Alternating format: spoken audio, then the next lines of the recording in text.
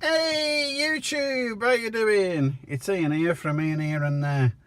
I've been scouring the this YouTube lark to see about these level crossings that you see, now and again on the roads, where the train track will go over the road.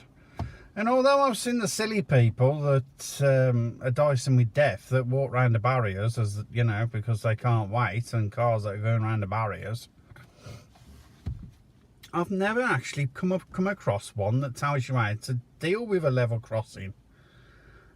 So if you're up for it, I want to just run through very quickly, the do's and don'ts of these level crossings, because it might just stop somebody getting hurt, one day, or it could be a bit of a kid, 17, comes across this video and he's not been taught by his driving instructor properly how to do these level crossings, and it might just save somebody's life. If I can just save one person's life, it'd be worth doing this video.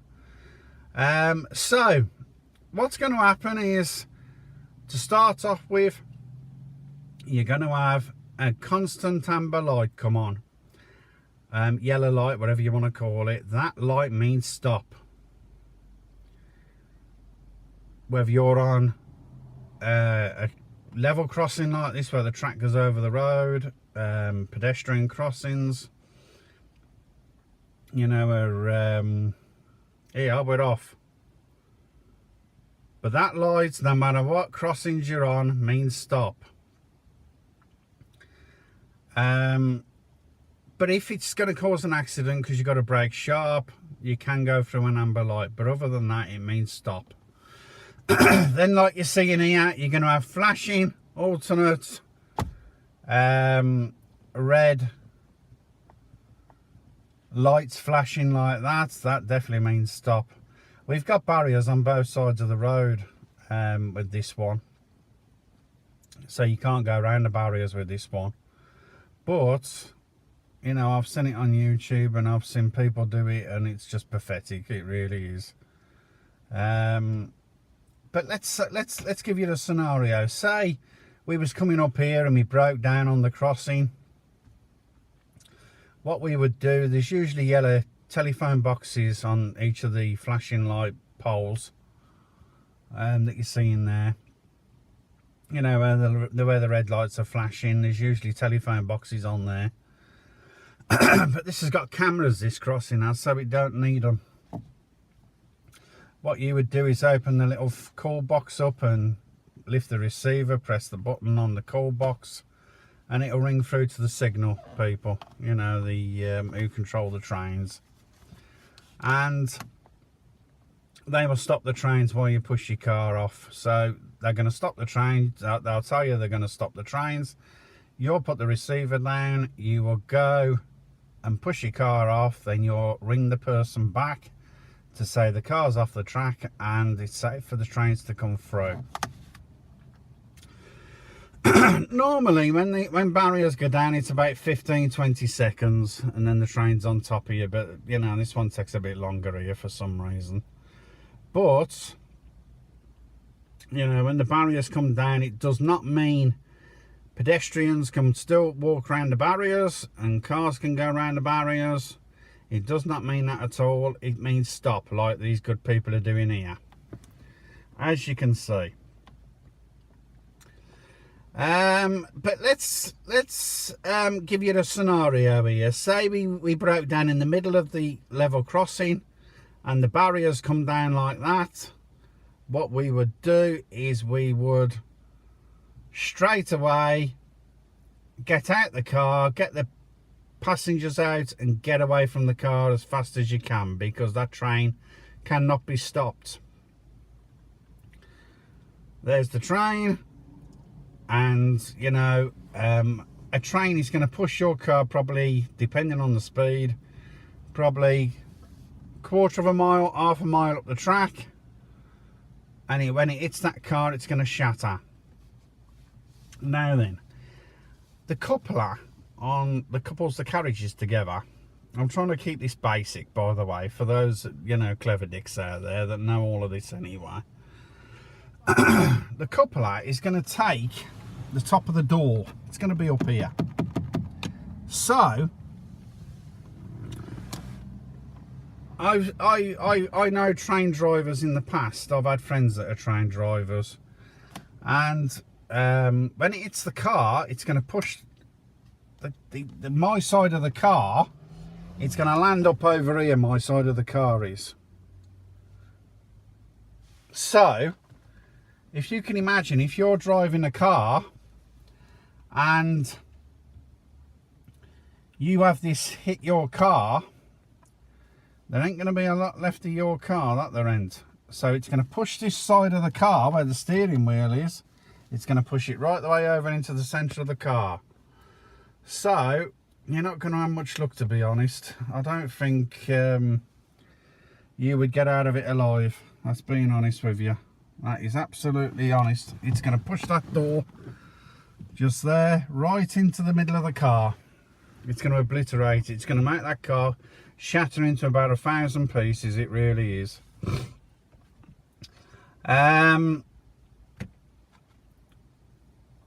So what I'm saying is, always treat these crossings with respect. I know this is probably aimed at, you know, learner drivers. If the driving instructors ain't telling them how to do these level crossings properly. But it's all to do with trains anyway, and it, so we haven't deviated from our topic of trains. But with these level crossings, you do sometimes just get the one barrier, because we've got barriers on both sides of the road. We've got 4 barriers on this one, haven't we? Where you sometimes get them with just 2 barriers, one this side and one the other side. So when they're flashing red, it means wait behind the barrier. Don't go around the barrier and try and kill yourself, because each of these carriages that are coming through here are probably the best part of £1 million a piece. So what we want to think about is, each of these trains cost an absolute fortune, so we want to treat it with respect, basically. I'm just trying to think of some tips, actually. There isn't any really, apart from, don't go over them too fast like some of these are doing.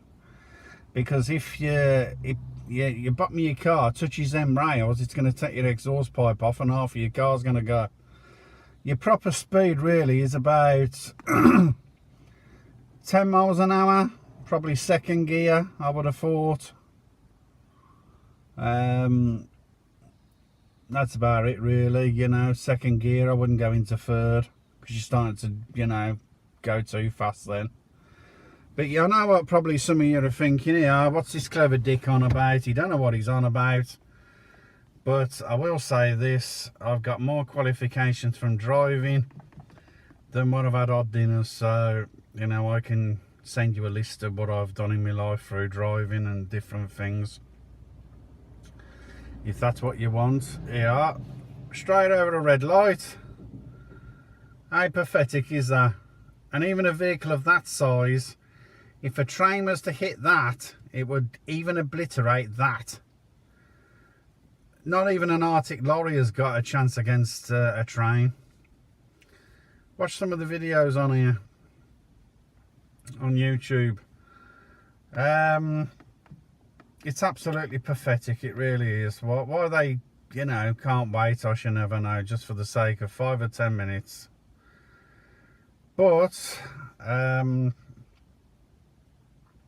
more than happy to discuss what I've done, flying the aeroplanes and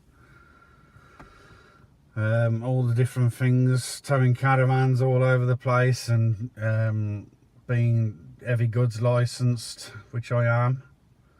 I'm more than happy to show you and tell you even more, but I don't need to be big-headed. I just want you to all be safe. If I can do this video and save one person's life, one baby's life or one elderly bloke's life, it's worth it.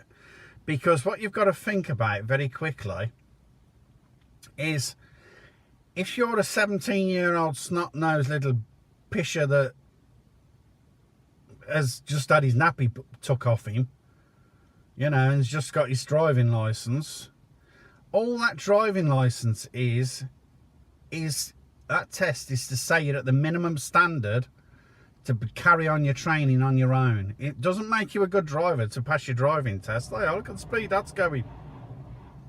Doesn't make you a good driver, not at all. I've raced more people through town and that than I've had hot dinners and won them. But that driving license just makes you up to the minimum standard to learn on your own. And I just don't want anybody to get hurt. It's as simple as that. You know, I want to, if I can just save one person from getting hurt, that, you know, it's worth it. It really is. But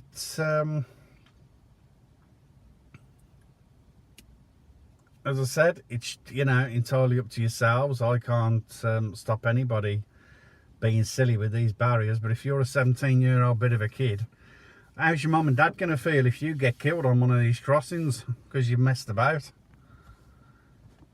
You know, it ain't you that gets killed. I'm not interested in you. It's your mum and dad and your brothers and sisters. Them are the people that are going to have the pain, not you. You're going to be dead. And likewise, if you're a 60-year-old bloke who's been driving for the last million years, you know, yeah, you've got the experience, I'll grant you that. But you can get killed the same as a 17-year-old kid. So in your case, if you're a 50-year-old bloke and you get killed, well, no doubt you've got married, you've probably got a wife, you've probably got kids of your own.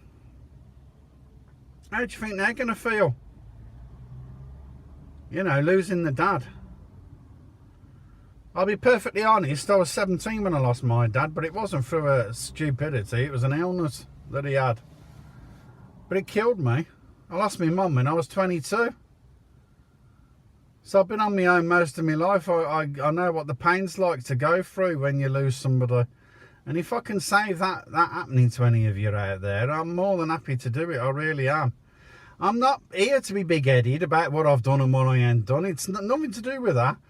I just want you all to be safe. And I haven't seen no videos that cover level crossings. And I thought, well, that'll be a good video, that would, to put out there. But there you are. There's your video for this week. I hope it will help somebody out there.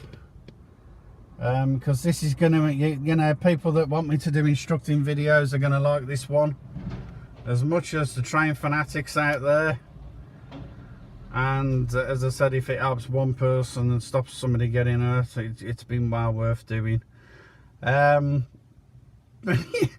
People don't realise, they really don't, how easy it is to get killed in a car. Some of the things I see is pathetic, it really is. And, you know, people say to me, what causes accidents?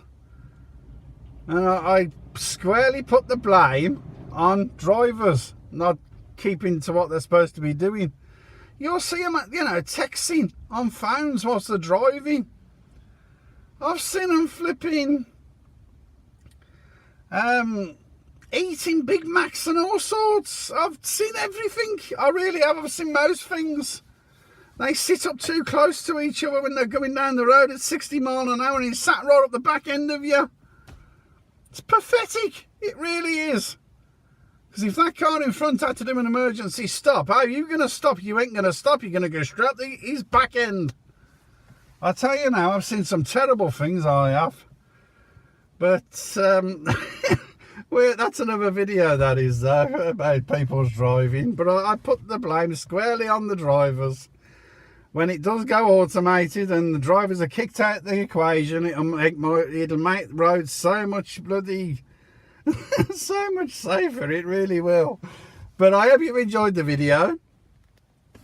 And do like, share and subscribe. And, you know, do leave some comments, because I love to read your comments. I really do. And there's your video for this week.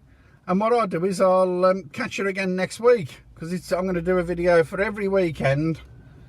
I'm going to try and upload them for a Sunday. every week, but you know, if I can get it done a bit earlier, you know, just to give you a bit of a treat, I will do. But have a good evening, and I'll catch you again soon. Okay, bye for now. Have a safe one. Bye bye.